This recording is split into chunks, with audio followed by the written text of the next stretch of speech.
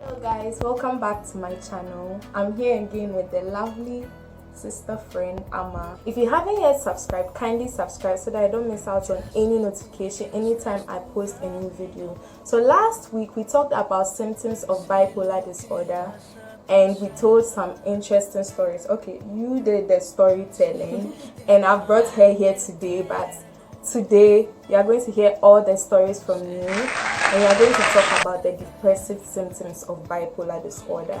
So bipolar disorder is a mental illness made up of two sides. We have the mania and we have the depression. Actually, bipolar disorder used to be called manic depression, but they just decided to give it a classy name, bipolar disorder. So last week, the symptoms Amma spoke about were manic symptoms, mania, high energy levels. And with bipolar, we have the other side, which is depression. Depression is a mental illness on its own, but it is also part of bipolar disorder. And for you to be able to tell whether you yourself or someone has bipolar disorder, you need to see a psychologist or a psychiatrist.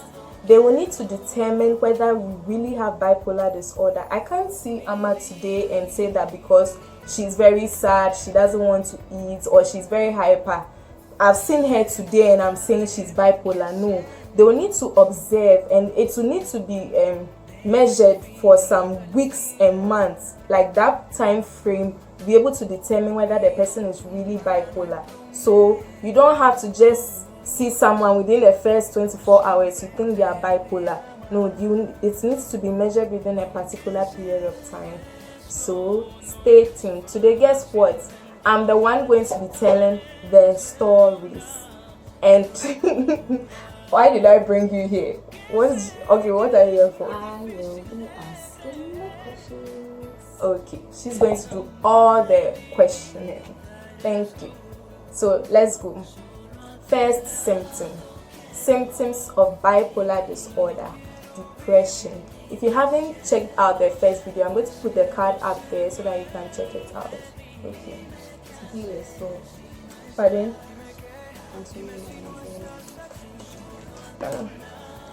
Feelings of guilt and worthlessness. Okay. Symptom of bipolar disorder, depression. What? talk What am I supposed to say? like story of when you felt. Oh, story. I'm the one telling the stories. I forgot. Okay, so prior to getting diagnosed with bipolar disorder, I had a broken heart, which happened in March 2015, and I got diagnosed in August. So because I didn't know I had bipolar, I was feeling very guilty and worthless because I was the one who asked for the breakup in the first place. I was trying to get the relationship back and I was being rejected over and over again, and I continually blamed myself, and it made me feel like there's no purpose in life again. I don't want. Because of a boy. Yes, because of the boy. Yes, so I just felt worthless.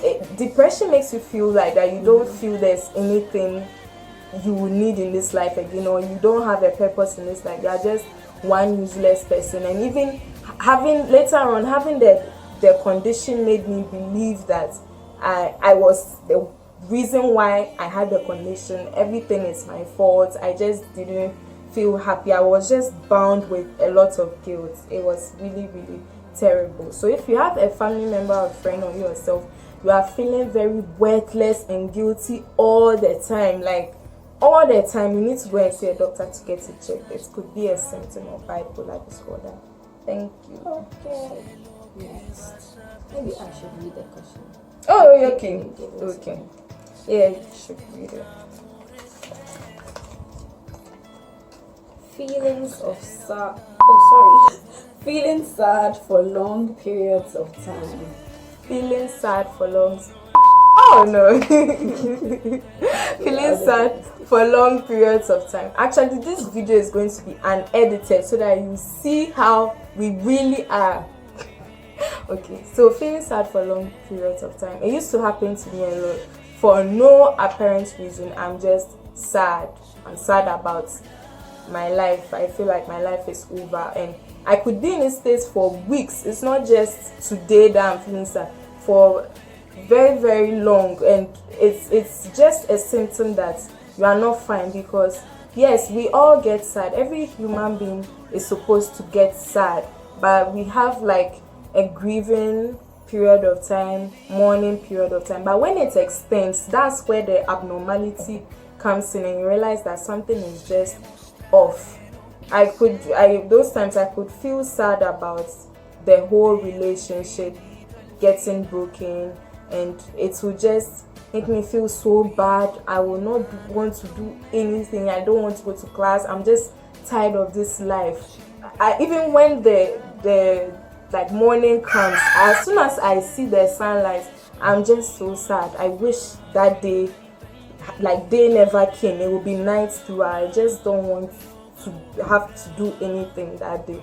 Yeah, so that's feeling sad and worthless. So there's a difference between feeling sad, just being there and feeling sad.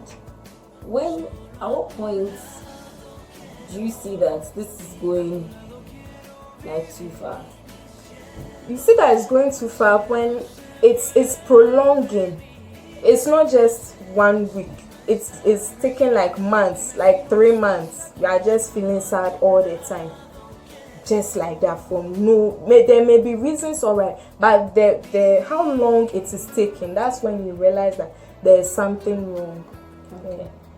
So you need to go and get it checked.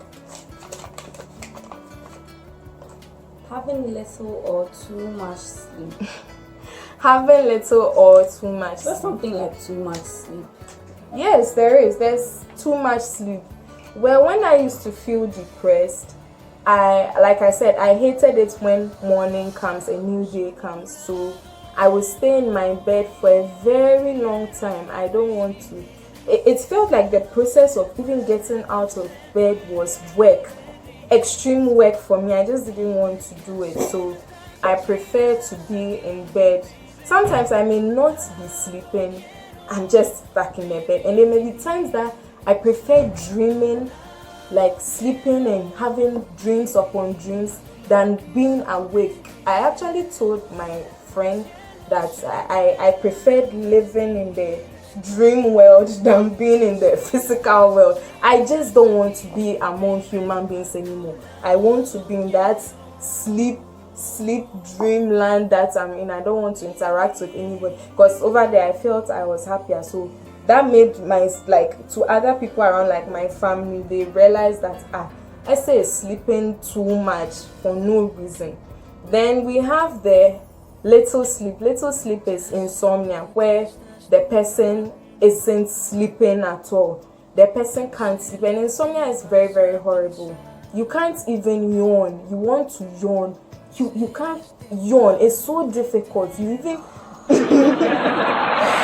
don't do that. It's so difficult. You are trying to yawn, then you be on your bed, you are trying to close your eyes, you can't sleep, you toss and turn. There was this time that I turned the bed upside down, I slept upside down, I changed to a different bed. It was just not working, and it didn't happen for one night. That's when I realized that there's something wrong. There's something wrong with me. I really need to get help, because it started reflecting on my face. Like I had bags under my eyes were red, my eyes were swollen. We could clearly see that I hadn't had any sleep in the night at all. Or sometimes you just sleep for 2 hours or 1 hour and you can't sleep again. That's all. You are just on your bed. Like in the afternoon too, you will not feel sleepy. No. So it's kind of, it gives you this feeling of immortality. Like you can't die. You are unstoppable. You are unbreakable. You are as if you are a god. You just can't sleep. You are just there. And some people use it for wrong reasons. Like me, when I was in university, I thought, oh, I'm going to use this insomnia to be studying at night since I can't sleep. But it didn't work. It was wrong. I couldn't even study like I wanted to. So it's a symptom. If it's for such a long period of time, go and get it checked. Okay, what do we have here? Okay. Withdrawing from friends and family. Withdrawing from friends and family. Well, that's like isolation, Yeah, and quarantine. isolating. Yes, Quarantine. quarantining yourself like when there's no coronavirus. Yes. So with depression makes you feel like if you are around people, they will know what is wrong with you. So you want to hide from everybody so that they wouldn't know that there's something up with you. And sometimes even talking to people feels like work. I should come and talk to you so that you will know what is wrong with me or what is on my mind. So it makes you just stay away from people. There was a time that if you call me, I wouldn't pick my calls. If you text me, I wouldn't answer your text. There were people that I would pick their calls or reply their texts because those people were close to me, like this girl. It wasn't always. There were times that she didn't pick my calls. She wouldn't call back. Yeah. Attend my calls. No messages. Nothing. Yeah, and that's when you know there's something up. The person doesn't do it, like I said, for one day, for weeks, for days, for months. Just staying away from people. And I really believe that isolation is wrong. Like no coronavirus and isolating yourself. It's wrong because it's rather pushes you into the hole of depression. When you come out and you are interacting with people, it lifts the depression up. But if you are stuck in your hole of depression, you don't talk to anybody, it takes longer for you to come out. And my family, they also realized it at a point when I was depressed that I didn't want to, I just don't want to talk to anybody. I'm not talking to anybody. Like, I'm not talking to anyone. Nobody. I'm just quiet the whole time. That's when I knew that something was up with me because I like to talk. And now I'm just quiet. I don't talk to anybody. I don't want to see anybody. It's just off. Yeah, so no something short. Okay, so what do we have here? Lack of energy. Lack of energy is so horrible. That symptom. You haven't done anything that has made you tired, but you just don't feel like life in yourself. You feel empty. You don't feel like the energy to even brushing your teeth feels like work. Sorry. Bathing feels like work. Everything feels like work. To pick up your friend's call feels like work. You just don't have the energy. It's not like you are weak or anything. You just don't feel like doing anything, and it makes it look like you are lacking that energy. It's a very, very horrible feeling. It's all up in your mind and in your head and just controlling you. So you should check it out. Okay, let's see. Having significant change in appetite. Having significant change in appetite. Is it for the good or is for bad? Mostly it is for, okay, I think good and bad. When we say good and bad, it means that somebody could be eating a lot of junk food as comfort eating. So because of the previous symptoms, feeling worthless and guilty, so and you have now isolated yourself, you don't have anybody around maybe to cook for you, and you also don't want to go out to buy any food stuffs, come and cook something in the house. Now you are just eating maybe the junk around, just comfort eating, just eating that to make you feel good. So in the long run, your appetite has changed. You are eating very, like, you are not eating healthy anymore. And then it can start reflecting in your weight. You start gaining a lot of weight because you're not eating healthy. And then the bad, did we say good or bad? Which one? I just spoke about the bad. So now the good. Well, none of them are good and bad. You're eating too much. So that's good if you want to gain weight. Yeah, but then the other side too is that you are not eating at all. You don't feel like eating. You don't want to eat, and nothing feels like nothing. You don't have the appetite to eat. Even your favorite foods, you don't want to eat. There was this time that my mother said we should go. I was depressed and she knew it. We should go to the mall and get some ice cream. Like the way I am now, if she said it, I would just run for it. But it's like, let's go. Even the ice cream cry, like I couldn't eat it. I didn't want to eat. Nothing was like, I didn't have the appetite for anything, and I began to lose a lot of weight. And sometimes if my father doesn't bring the food to me in the bedroom, I won't come out to eat. So he has to be bringing the food to the room all the time. That's the only way he could get me to eat. And sometimes if you are not there with me, I'll just take like 2 spoons, put the food down and leave it. I'll not even bother taking it back to the kitchen. I'm just stuck in my bed, and that's what I want to do. Yeah, almost done. So don't leave, please.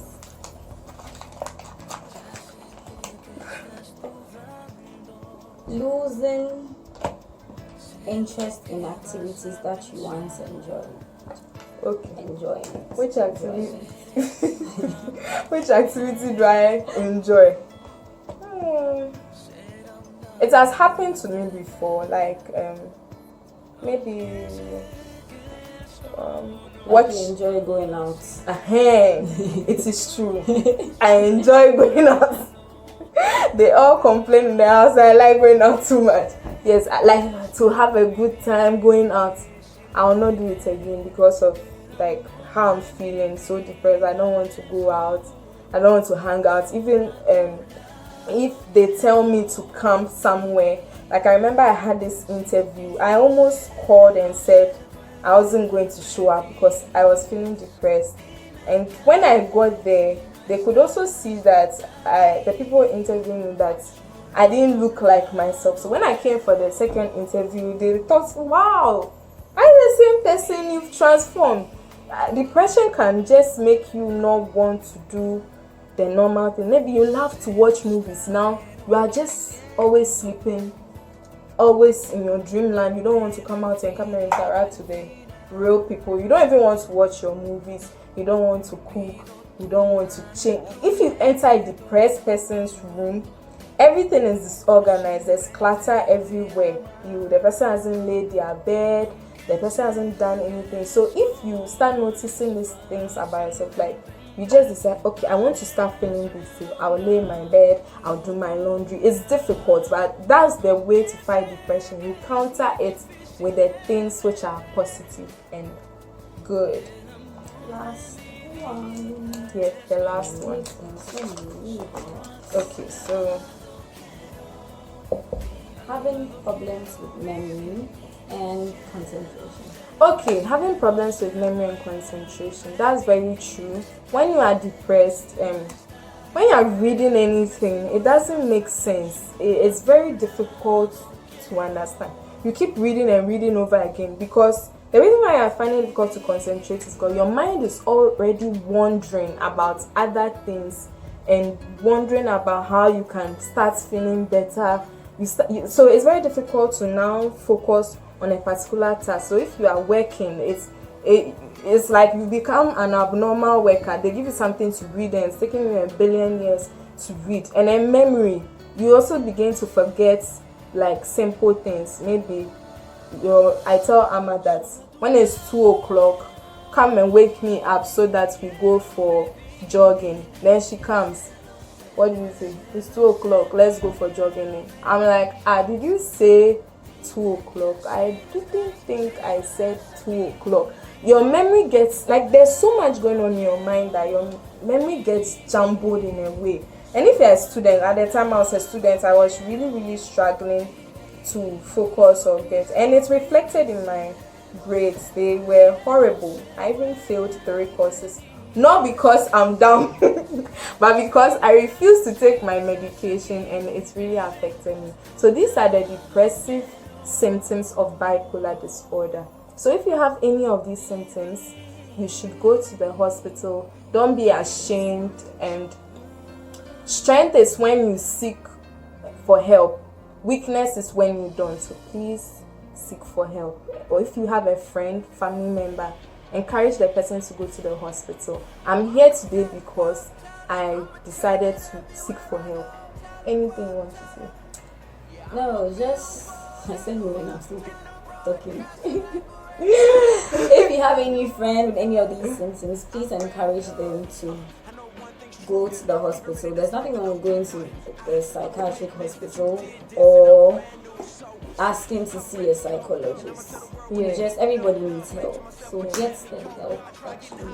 And sometimes people try to cover up their depression, and I think the best thing is don't force it on them. You are depressed. No, you just be observing, monitoring. If you know any of their family members or their friends, you can tell them that they should intervene in the person's situation. Otherwise it will linger, and then the person will be in a very bad state. It will be almost impossible to help the person. So thank you for watching. We'll come up with another interesting episode. If you have any questions, you can drop them in the comment section, and don't forget to subscribe, tell a friend to tell a friend, like, share. Thank you for watching. Bye.